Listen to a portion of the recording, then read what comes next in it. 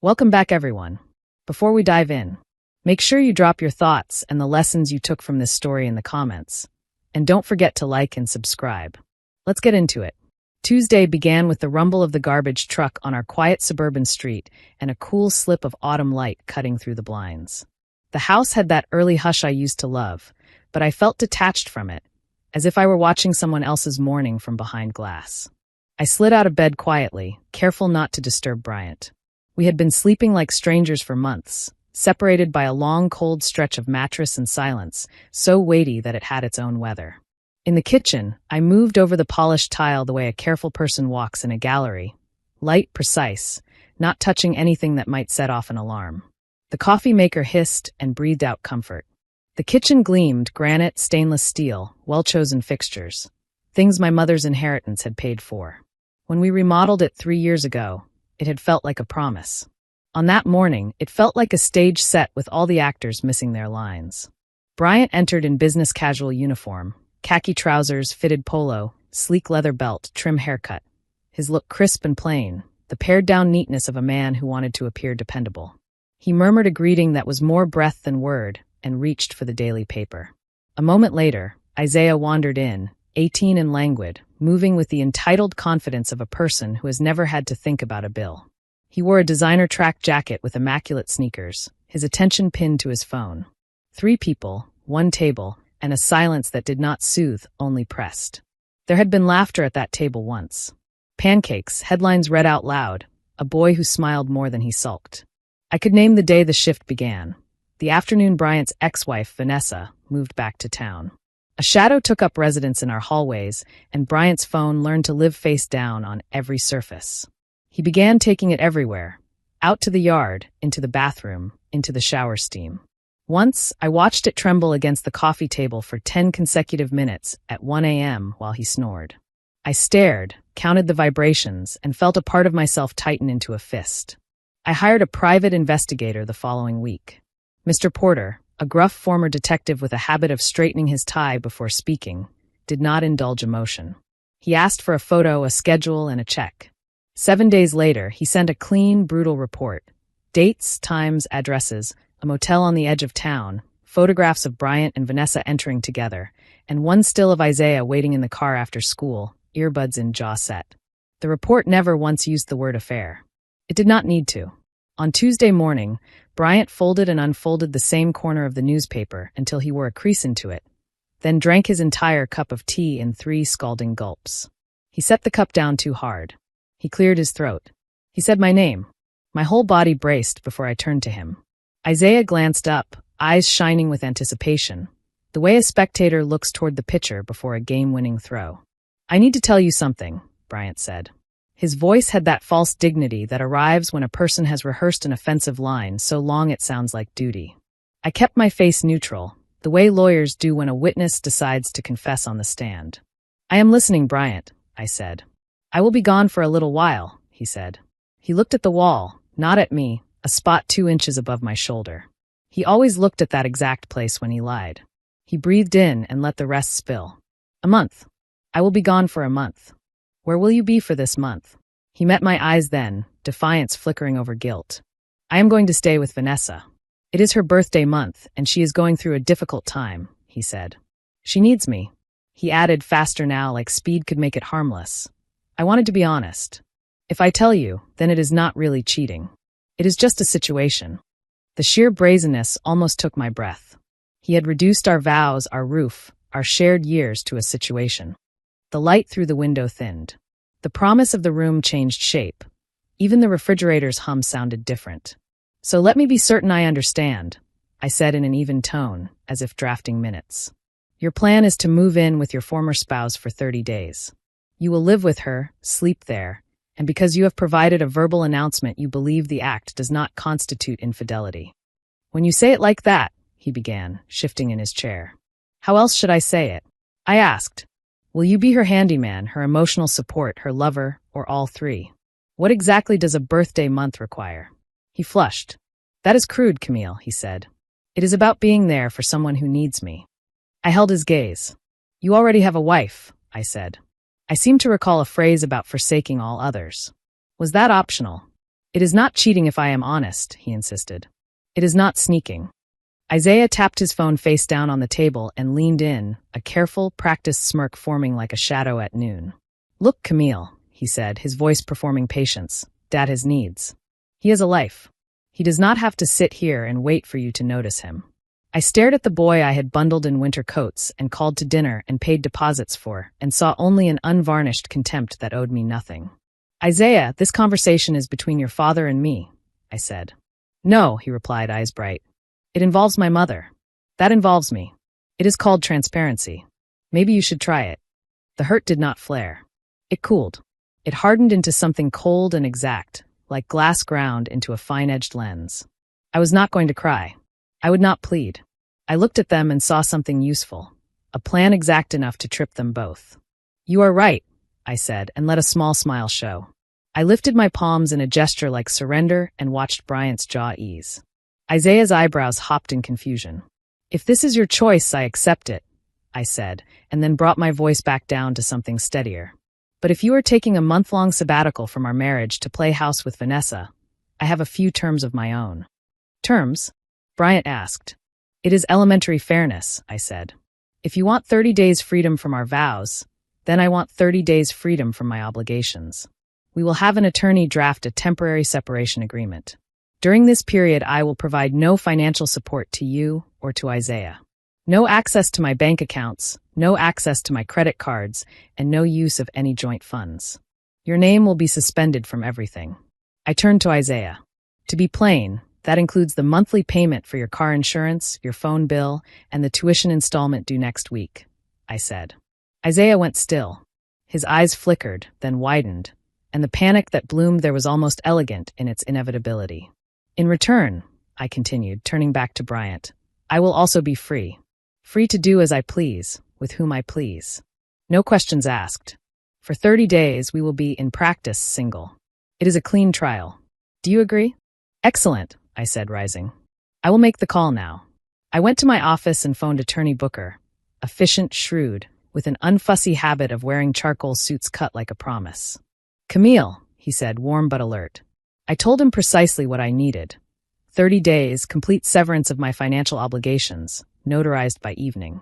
He paused, whistled softly through his teeth, and said, You will have it by sundown.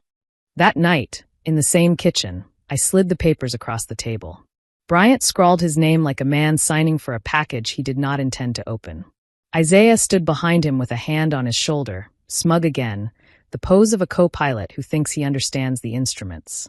When our fingers brushed as he returned the final page, I felt nothing. It was like touching the smooth, anonymous surface of a public elevator button. Later, in the dark, I caught their whispering in the hall. Isaiah's voice was clear. It is a piece of paper. She is performing. We can claim duress if she uses it later. I lay there with my eyes open and felt a small, clinical gratitude for the candor. 2 days of cheerful packing followed. Bryant whistled a tuneless melody while folding shirts into a large suitcase. Isaiah hovered, advising, their heads near one another over a phone screen as they laughed at messages. Dad, take the tan leather jacket. Mom always liked that one, Isaiah said, as if the sentence did not carry a small stake intended for my ribs. On departure night, the suitcase sat by the front door. Isaiah slung a backpack over one shoulder, keys clenched in his hand. Do not, I said when Bryant tried to speak. The agreement begins now. He shifted his weight and attempted a half smile. I will call to check in, he said. I would not, I replied. Enjoy your freedom. Isaiah paused in the doorway, gave me a look shiny with victory, and said, You just made the biggest mistake of your life. I do not think I did, I said, and watched the red taillights recede into the street's curve until they were gone. The house fell quiet in a way that was not heavy, not oppressive.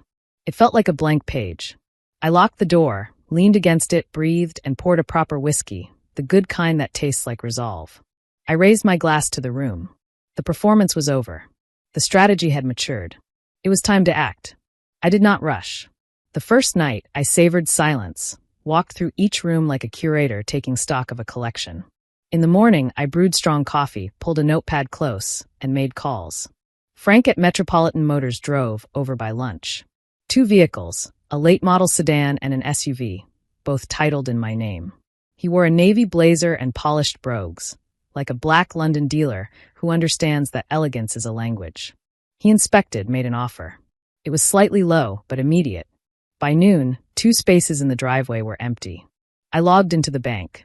I had opened a new account under my maiden name at a different institution a month ago, in case the day ever came. The joint account balance gleamed back, a 5-figure sum mostly built by my bonuses and careful choices. With deliberate clicks, I wired everything out, leaving $500 as a courtesy trail of breadcrumbs. I removed Bryant as an authorized user on both of my credit cards. I called the phone carrier and had 2 lines cut, his and Isaiah's, cleanly from the family plan. Each task felt like a stitch closing a wound, neat, exact, final. That night, I ordered pizza the way I liked it and watched a romantic comedy with ridiculous timing, laughing in a living room that finally belonged to me. For calm days slipped by. I walked in the park in a structured coat and neat leather boots, the way polished Londoners dress to go nowhere in particular. I read. I worked. On the 5th day, my phone began to ring. First Bryant, then Isaiah, then Brian again. I let them go to voicemail and watered the plants. A text arrived. Camille, call me. My card was declined. Another. Why is my phone off? Call me now. I let the house phone ring 4 times before answering. What is going on? Bryant's voice was tight with outrage. Who is this? I asked, and there was a long beat before he said his name. We are not married for 25 more days, I said pleasantly. How may I assist you? He sputtered and announced his card had been declined at the grocery store. He announced that the bank account was empty. I told him I had relocated my personal funds under a signed agreement and suggested he be judicious with the remaining $500. The college fund, he shouted. Isaiah's college fund. The fund I established and funded, I said. It has been moved to a secure location. It is safe. It is not accessible to you. In the background, Isaiah's voice rose in an incoherent snarl. And the cars? Bryant asked, voice pitching upward into panic. My cars, I said. I sold them. The market is favorable.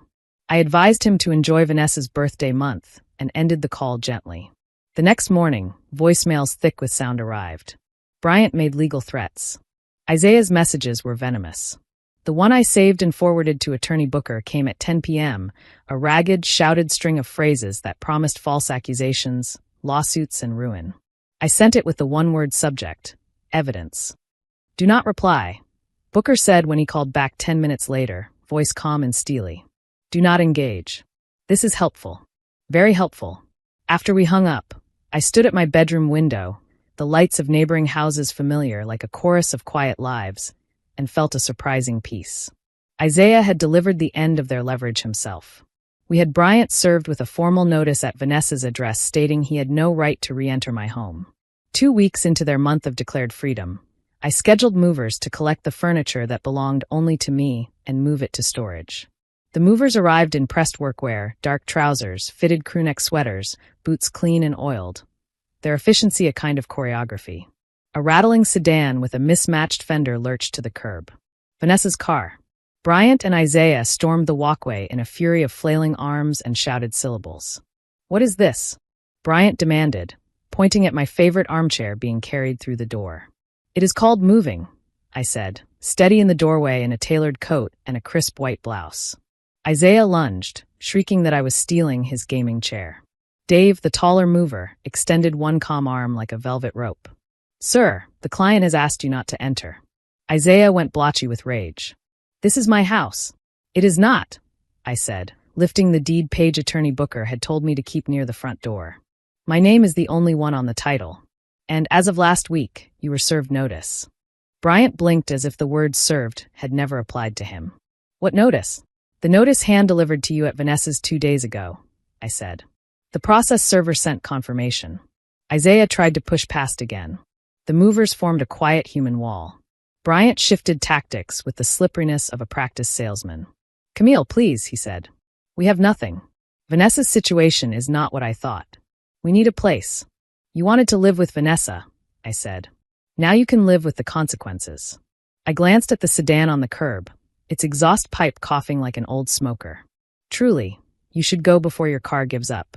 I closed the door on their shouting and leaned my forehead against the cool wood for a breath. Outside, someone swore. Inside, a lamp glowed on a packed box, as if in a painting called Objects that belonged to the person who paid for them. Relief unfurled in me like a flag. The 30 days ended. On the 31st, Booker filed for divorce.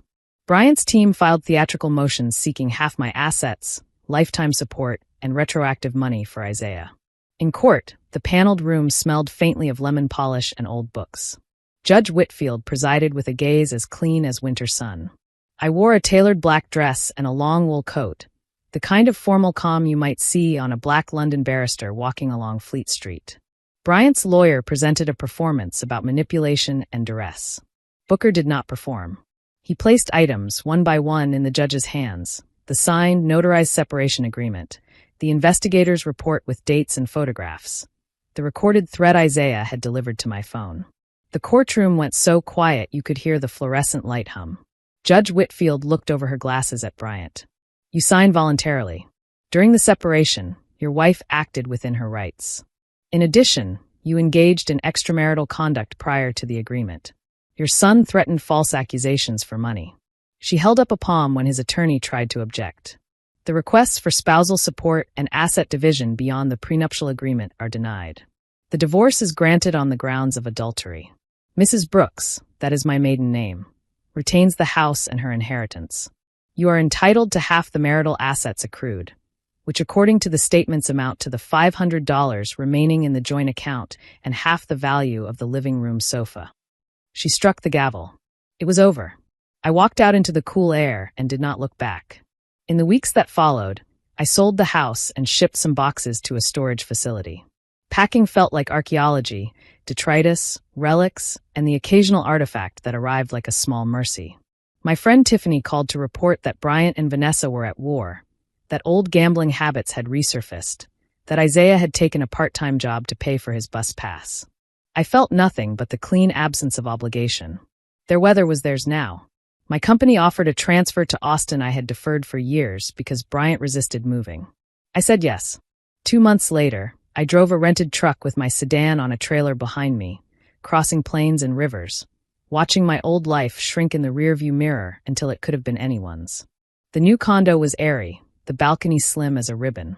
Austin pulsed. Heat, music, 1,000 small joys if you looked. Street corner guitars, farmers markets, morning joggers in neatly fitted running gear, and a skyline that glittered like a set of cufflinks. I assembled furniture and cried once over a bookshelf instruction diagram that read like a riddle. Loneliness drifted through the rooms like a draft at first. Eventually it thinned. Work anchored me. New colleagues folded me in. On a whim, I joined a pottery studio and learned the discipline of steady hands. I blocked Bryant's number.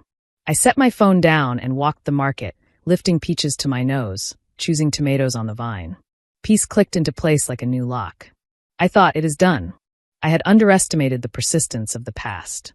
The calls came first, blocked numbers, a percussion line of interruptions. Then breathless emails to an old address with subject lines that pleaded and accused in the same sentence. I deleted them. I told myself he was far away.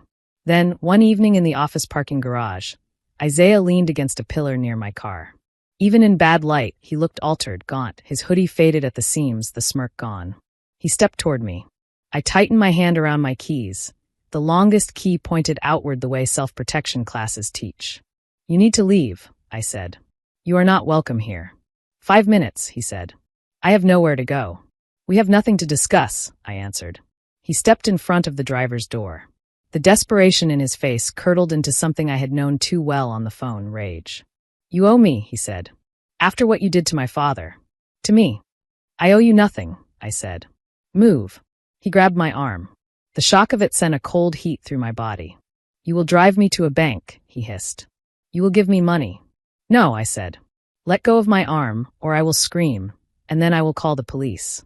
They will be interested, especially in light of your prior record. The line was a calculated risk built from a sentence in the investigator's report. Terror flooded his face with such completeness I almost pitied him. He released me, stumbling back with a small, animal sound. I slid into the car with shaking hands, locked the door, and turned the engine. The headlights carved him into a figure against concrete. I drove. I did not stop until I was under the bright fluorescent wash of a supermarket parking lot. There, I cried until the sobs emptied out. That night, I pushed the heaviest armchair against my front door. In the morning, hoarse and steady, I called Booker. "We are filing for a restraining order," he said. "If you see him again, call the police. Do not engage." After the order was served on Isaiah at a shelter downtown, the world went quiet again. I slept without the armchair pressed to the door. A week later, there was a soft knock in the evening. I looked through the peephole. Isaiah stood on the landing, head bowed, smaller than I had ever seen him. The correct move was to call the police. I opened the door on the chain. "You have 60 seconds to tell me why I should not dial emergency services for a violation," I said. He lifted his face. His eyes were bloodshot, not with fury, but with something bleak and empty. "I know," he said. "You should. I just wanted to say, thank you." I stared. "For what?" "For calling the police." "For the order," he said.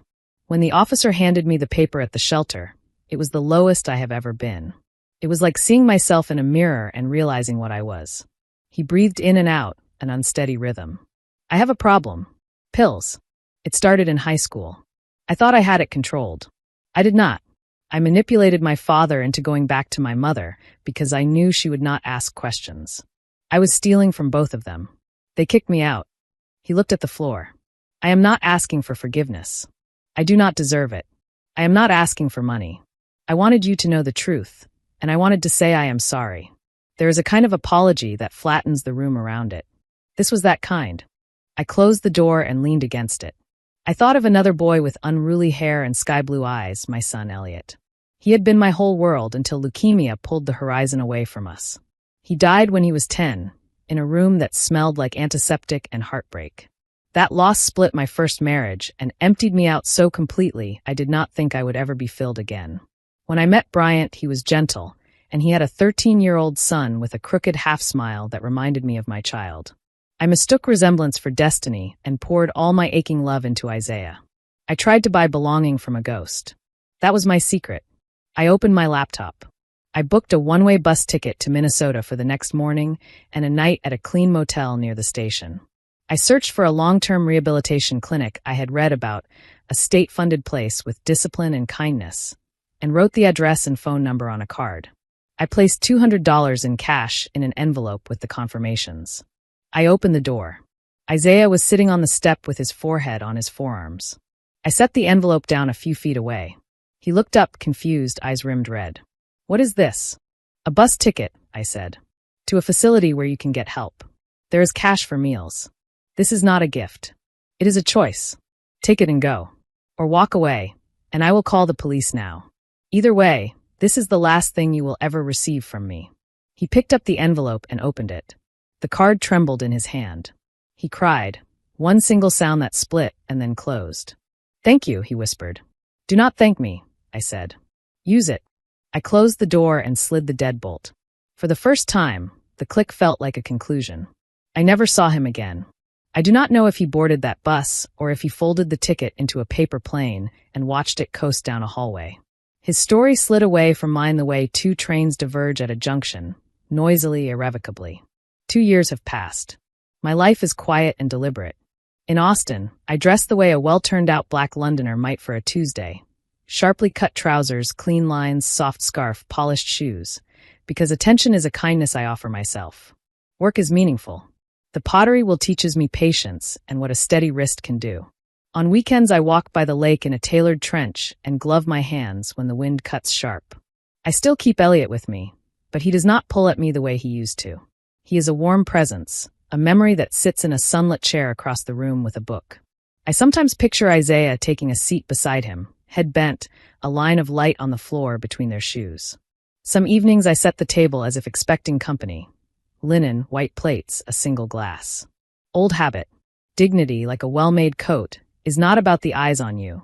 It is about the person you are when no one is watching. I pour tea. I stand at the window and look at a city that felt foreign once and now feels like home. People cross the street below in good coats. A bus hums. A seedling in a clay pot leans toward the last of the light. When my phone buzzes, it is a message from Tiffany about a new exhibit or a reservation we forgot we had. Sometimes it is a note from a colleague sharing a small victory. Once, a letter arrived from Bryant through the court-appointed channel for administrative matters only, containing a typed sentence acknowledging that what he chose to do cost him more than he could afford. I filed it, not out of pettiness, but to give his words a drawer instead of my head. Attorney Booker, ever exact in his dress and manner, sends a holiday card with a photograph of his family in neatly tailored coats on a stoop. He writes, "Proud of how you carried this through."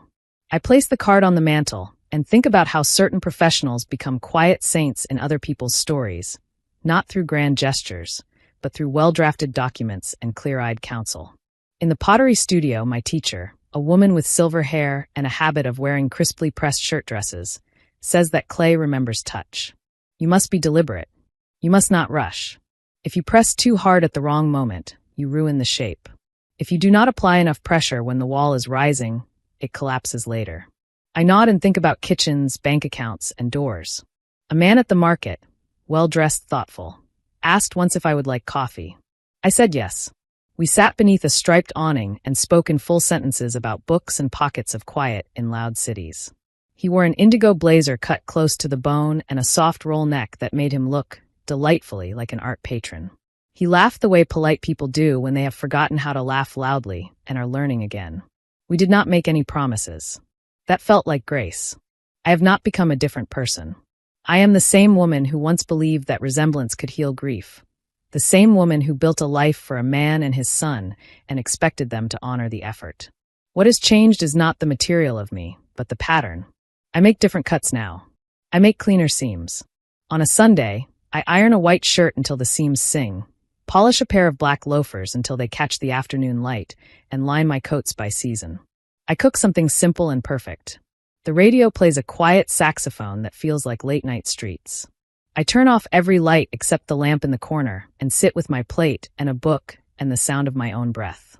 I think sometimes of Vanessa's birthday month, and of the language people use to wrap a blade in velvet. I think of how honesty without fidelity is merely confession performed for absolution. I think of how easy it is for a person to mistake the thrill of an escape for the courage of a true choice. When clouds gather and the city softens under a gray light, I put on a long navy coat and gloves and I walk. On these walks, life feels precise and merciful. Doorways are painted. Railings are sturdy. People hold their bags close and their heads level. I do not rehearse speeches I will never give to people who have no right to them. I rehearse recipes. I rehearse apologies to myself for the times I allowed poor treatment and call that rehearsal practice for the next time something tries to cross my threshold. The threshold is a beautiful thing. It is a place where you decide inexplicably and completely who you will be as you cross. My door is strong. My key turns with the assurance of good engineering. The deadbolt slides with a pleasing authority. When I step inside, I hang my coat, set down my bag, and touch the spine of the closest book as if it were a bell I ring to call myself to attention. My old life exists elsewhere like a photograph in someone else's album. It is not my job to flip to that page anymore. I no longer explain myself to children whose contempt is their hobby. I no longer fund other people's rehearsals for disloyalty. Everything I do now looks like quiet, but if you pressed your ear to it, you would hear a new kind of music, one note at a time, exact and unafraid. If you were to ask me what I learned, I would hand you a cup of tea and a neatly folded napkin and point to the code on the peg. Care for your things and they care for you. Draft your agreements cleanly. Keep your funds somewhere safe. Dress the way you want to be treated, even when no one is watching. Tell the truth to yourself first, and then decide how much truth others have earned. And when a person tells you they intend to abandon your promises and return in a month as if you were a storage locker for their vows, believe them the first time. Walk to your desk. Make your list. Press the pen to the paper. Then carry it all out exactly, without heat, without spectacle, formally, beautifully, the way a well-dressed black Londoner crosses a wet street with care for the hem and for the future. The day I realized I no longer counted the days since, or to anything, I stood at my window in a silk robe and looked out at a sky the color of porcelain. It was neither beginning nor end. It was the steady middle of a life. I lifted my coffee and took a slow, deliberate sip. Then I turned, slipped on my polished shoes, and stepped into my day. If you enjoyed this story, please like, comment, and share this video with your friends. Subscribe and turn on the notification bell so you never miss a powerful story drop.